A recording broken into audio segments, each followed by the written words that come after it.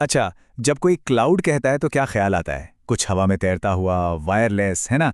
पर मज़े की बात यह है कि हमारा 99% इंटरनेट वो बादलों में है ही नहीं, बल्कि समंदर की गहराइयों में है। तो चलिए, आज इसी की तह तक जाते हैं कि हमारी डिजिटल दुनिया असल में दिखती कैसी है। इस बात को रिटायर्ड एडमिरल जेम्स टैवरेडिस ने बहुत बढ़िया तरीके से कहा है। उन्होंने कहा था, आसमान में सैटेलाइट्स नहीं, बल्कि समुद्र के तल पर जो पाइप बिछे हैं वो दुनिया की अर्थव्यवस्था की रीढ़ की हड्डी हैं। ये बात सुनकर लगता है ना कि इंटरनेट की सच्चाई हमारी सोच से कितनी अलग है। तो सवाल ये उठता है कि ये जो क्लाउड है, ये असल में दिखता कैसा है? क्या सच में कोई बादल जैसा है या फिर कुछ और ही कहानी है? ये देखिए, जवाब ठीक यहाँ है। हमारा क्लाउड असल में ऐसा दिखता है। समंदर के नीचे बिछी केबल्स का एक बहुत बड़ा जाल जो सारे महाद्वीपों को जोड़ता है। ये जो पतली पतली लाइनें दिख रही हैं ना, यही हमारे ग्लोबल दुनिया की लाइफ लाइन है। और ये कोई छोटा मोटा नेटवर्क नहीं है, बिल्कुल नहीं। दुनिया का सोचिए, करीब करीब 99% इंटरनेशनल इंटरनेट ट्रैफिक इन्हीं केबल्स से गुजरता है ना? हैरान करने वाला आंकड़ा। मतलब हम इन फिजिकल केबल्स पर कितना ज्यादा निर्भर हैं। अब जरा इसके आर्थिक असर की बात करते हैं, वो तो और भी कमाल का है। CHIPS जैसे जो बड़े बड़े पेमेंट सिस्टम हैं, वो इन्हीं केबल्स पर चलते हैं। हर रोज करीब $1.8 ट्रिलियन का लेन देन इन्हीं के जरिए होता है। तो ये सिर्फ डेटा नहीं है, ये तो पूरी दुनिया की अर्थव्यवस्था की धड़कन है। तो सवाल ये है कि आखिर ये केबल्स काम कैसे करते हैं? मतलब रोशनी समंदर के इतने नीचे सफर कैसे करती है? चलिए, अब जरा इस टेक्नोलॉजी को समझते हैं जो इस पूरे ग्लोबल नेटवर्क को चला रही है। इसका जवाब है फाइबर ऑप्टिक कम्युनिकेशन। सीधी सी भाषा में कहें तो ये एक तरीका है जिसमें जानकारी को रोशनी के पल्स बनाकर ऑप्टिकल फाइबर के जरिए एक जगह से दूसरी जगह भेजा जाता है।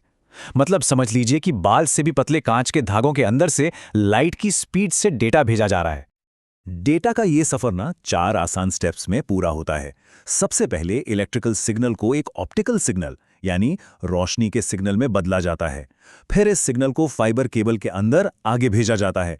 अपनी मंजिल पर पहुंचने के बाद इस ऑप्टिकल सिग्नल को रिसीव किया जाता है और आखिर में इसे वापस इलेक्ट्रिकल सिग्नल में बदल दिया जाता है। अच्छा, अब इस कहानी में एक बहुत बड़ा ट्विस्ट है।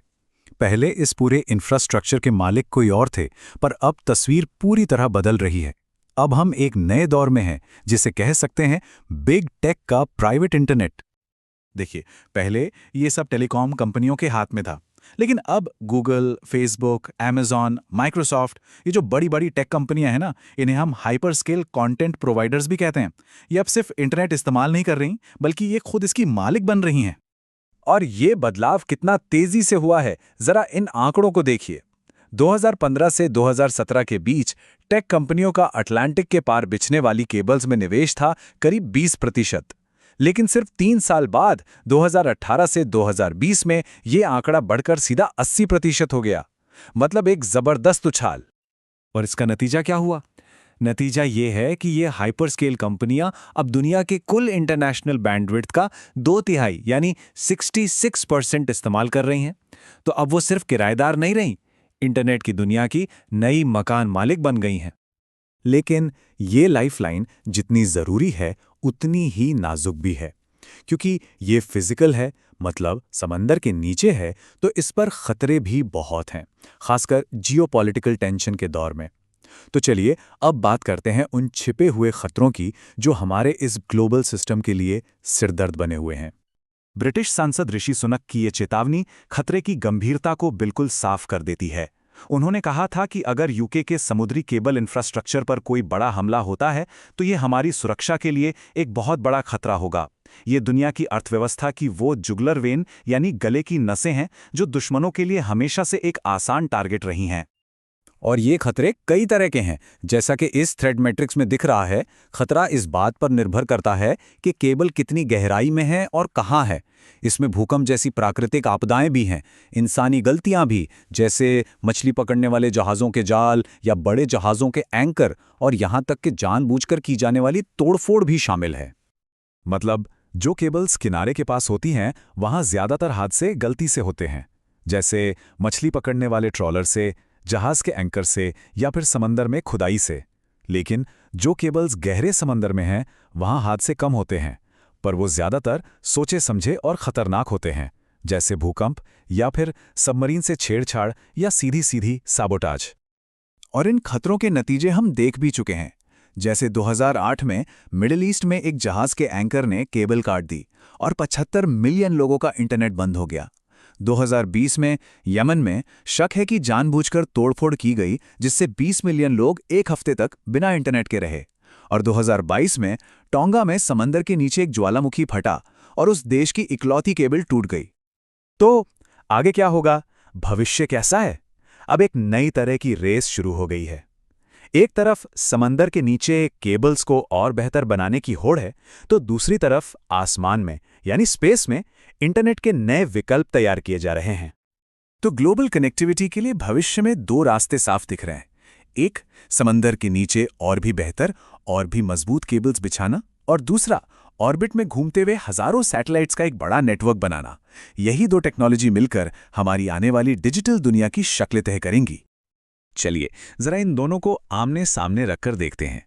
लेटेंसी यानी सिग्नल पहुंचने में जो देरी होती है वो सैटेलाइट्स में कम है। क्यों? क्योंकि रोशनी वैक्यूम में यानी खाली स्पेस में कांच के फाइबर के मुकाबले 50% ज्यादा तेज चलती है। लेकिन जब बात आती है कैपेसिटी की, यानी कितना डेटा भेजा जा सकता है, तो वहां फाइबर केबल जीत जाती है। एक अकेली केबल बहुत बहुत ज्यादा डेटा ले जा सकती है। और सिक्योरिटी, दोनों के अपने अपने खतरे हैं। लेकिन ऐसा नहीं है कि सारी नई टेक्नोलॉजी सिर्फ स्पेस में ही बन रही है। यहां धरती पर भी, मतलब समंदर के नीचे भी कमाल की चीजें हो रही हैं। मल्टी कोर और हॉलो कोर फाइबर जैसी अगली पीढ़ी की टेक्नोलॉजी आ रही हैं, जो इन केबल्स की कैपेसिटी को कई गुना बढ़ा देंगी।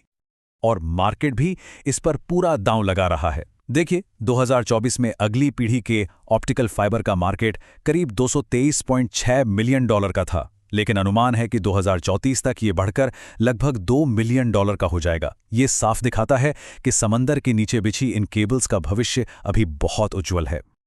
तो हम आज की बात इसी एक बड़े सवाल के साथ खत्म करते हैं। हमारा डिजिटल भविष्य कहाँ ज्यादा सुरक्षित रहेगा? समंदर की गहराइयों में या फिर आसमान में चमकते सितारों के बीच? ये आज की टेक्नोलॉजी की दुनिया की सबसे बड़ी रेस में से एक है, और इसका जो भी नतीजा होगा वही तय करेगा कि आने वाली पीढ़ियों के लिए ये दुनिया एक दूसरे से कैसे जुड़ेगी।